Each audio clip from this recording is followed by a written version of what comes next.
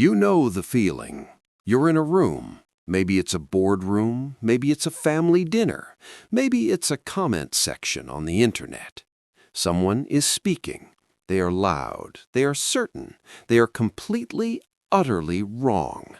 And yet they look you in the eye with zero hesitation, zero doubt, zero self-awareness. You try to correct them. You bring facts, you bring logic, you bring nuance. And what happens? They don't listen. They double down. They accuse you of overthinking. They accuse you of being arrogant. They walk away feeling like they won. You walk away feeling drained. You question your own sanity. You wonder, why do they believe they are right? And why do I feel so tired trying to prove them wrong? Here is the brutal truth you need to hear. You are expecting rationality from a biological machine designed for survival, not truth. You are expecting humility from a psyche designed for dominance. The phenomenon you are witnessing is not new. It is not a product of social media. It is not a product of modern education. It is as old as humanity itself. Arthur Schopenhauer, the great pessimist of the 19th century, dissected this exact dynamic. He understood that intelligence is not a ladder everyone is climbing. He understood that most people are not incapable of learning, they are incapable of seeing. Today, we are going to explore why the incompetent are confident, why the intelligent are doubtful, and why understanding this distinction is the only way to save your own sanity. Stop trying to wake them up. Instead, learn to see in the dark. Welcome to the Echo of Thought. To understand why fools feel like geniuses, you must first understand the hierarchy of your own mind. Schopenhauer proposed a radical idea.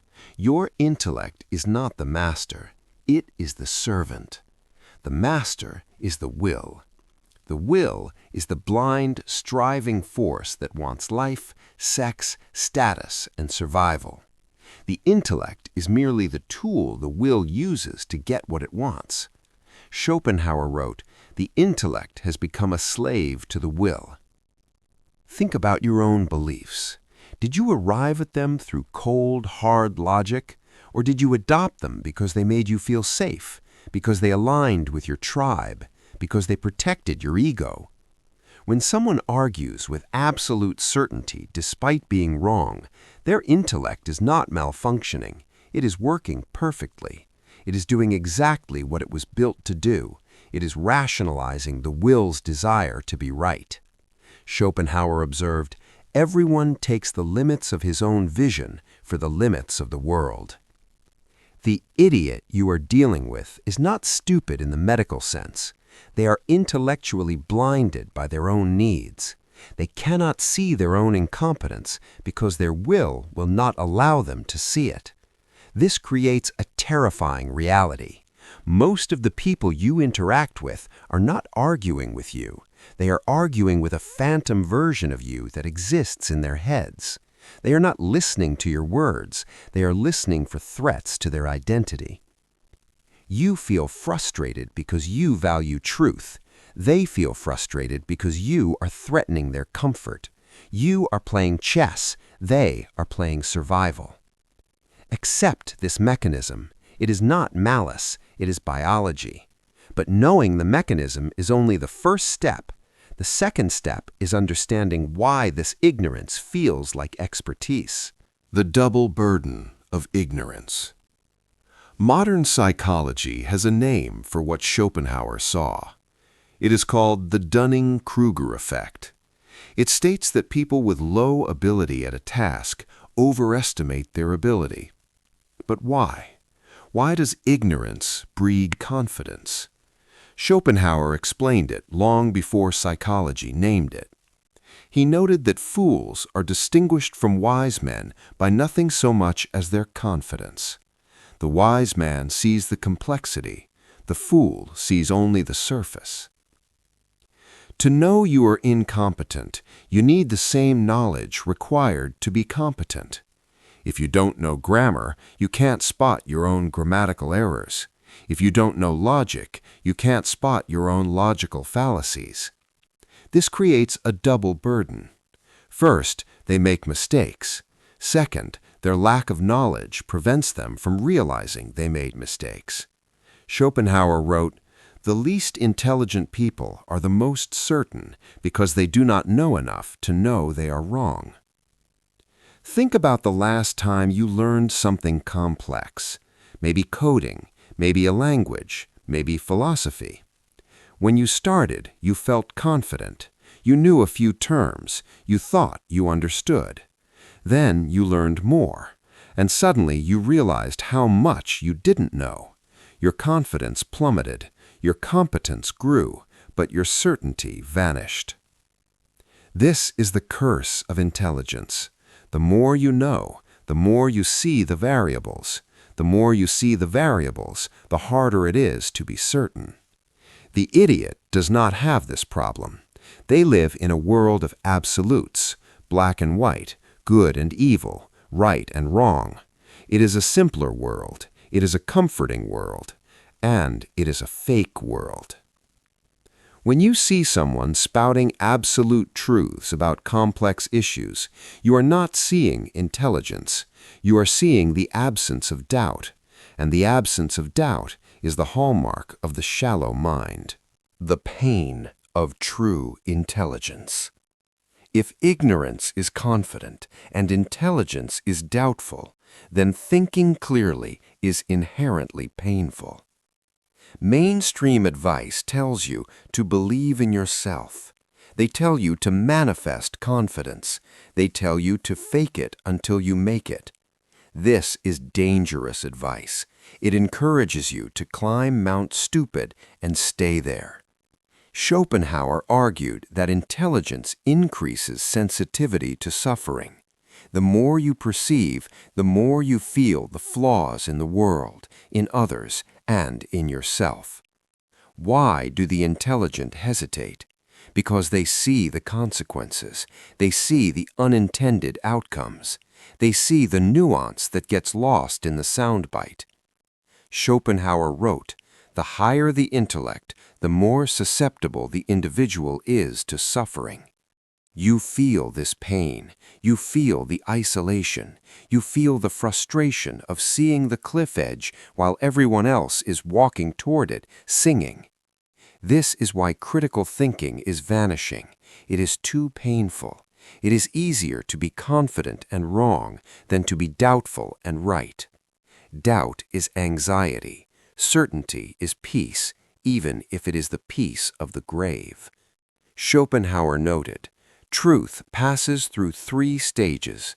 First, it is ridiculed. Second, it is violently opposed. Third, it is accepted as self-evident. When you try to introduce nuance, you are ridiculed. When you try to introduce doubt, you are opposed. Why? Because you are disrupting the collective dream. You are waking people up from a sedative they rely on to function. Do not mistake their confidence for strength. It is a defense mechanism against the terror of uncertainty. Your doubt is not weakness. It is the weight of reality pressing down on you. Carry it. The performance of competence. We live in an economy of attention. In this economy, competence is not about what you know. It is about how you look knowing it. Schopenhauer lived in a quieter world, but he understood the vanity of human display. He knew that most public discourse is theater. It is not about truth. It is about status signaling. Your brain is wired to seek social validation. When you speak confidently, people listen. When you listen, people speak. So you learn to perform intelligence. You use big words. You cite studies you haven't read.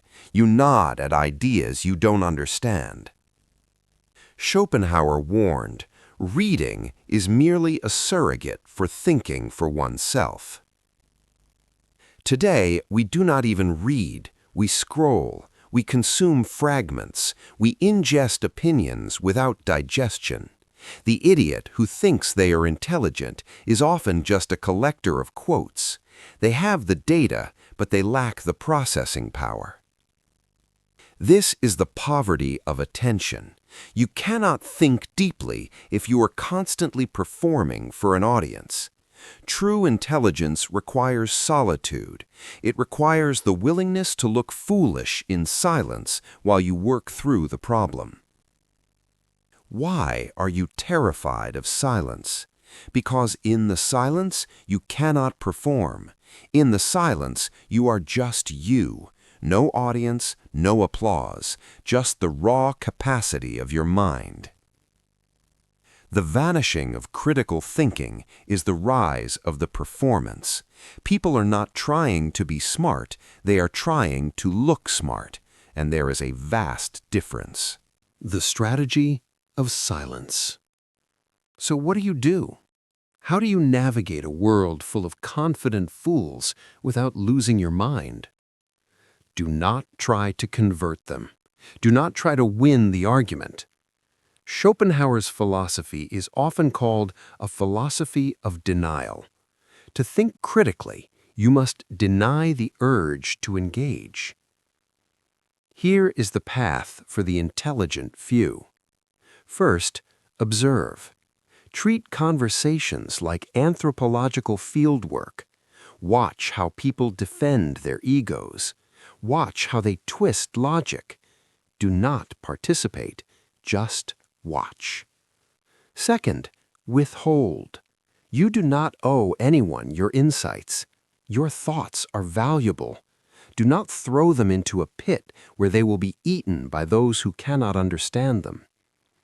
Schopenhauer said, "A man can be himself only so long as he is alone."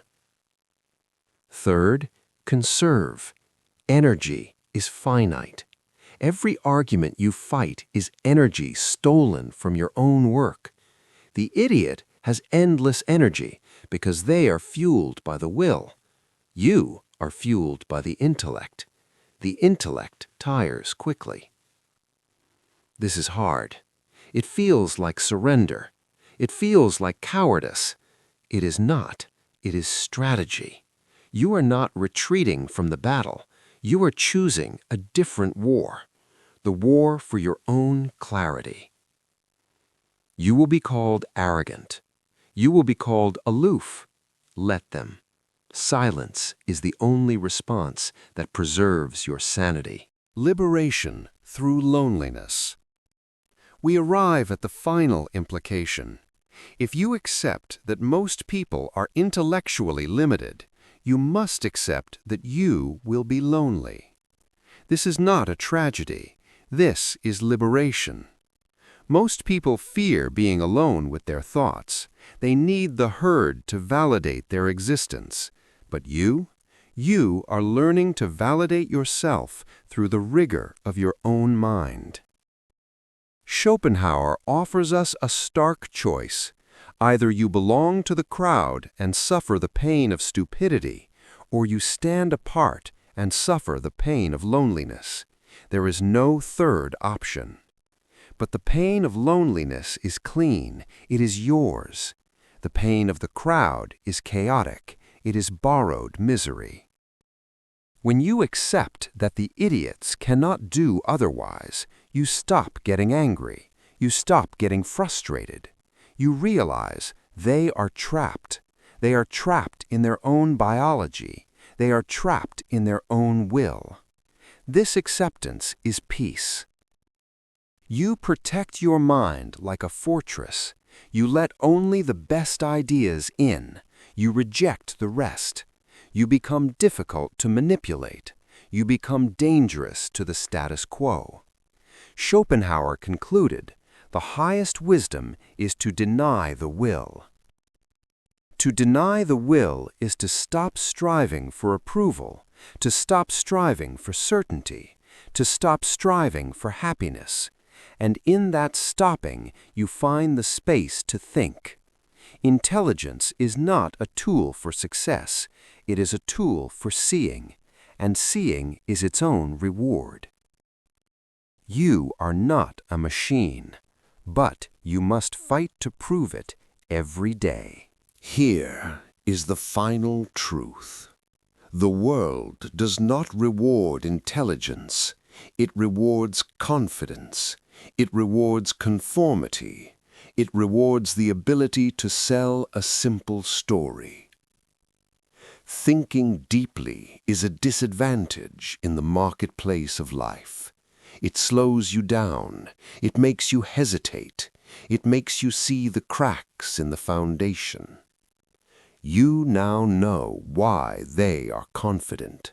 You now know why you are doubtful. You now know why the world feels so insane. It is not you. It is the structure of reality. But you have a choice. You can close this video and go back to the performance. You can pretend to be certain. You can join the herd. Or you can keep this tension. You can keep this discomfort. Schopenhauer did not promise you happiness. He promised you truth. And truth is the only thing that makes the suffering of existence bearable. Accept it. Most people are intellectually limited. Accept it. Most people cannot think critically. Accept it. You are alone in this. And in that acceptance, you are free. Stop fighting reality. Accept it. Then think. If this video resonated with the darkness you feel, if it articulated the silence you hear, then you are part of the minority. We need to know who is still thinking. Write in the comments, "It made sense to me." Do not write an essay. Do not argue. Just mark your presence. Let us see how many of us are left. Subscribe to Echo of Thought. We do not offer hope. We offer clarity. We do not offer light. We offer the lantern to see the dark. Turn off the screen. Go into the silence and think.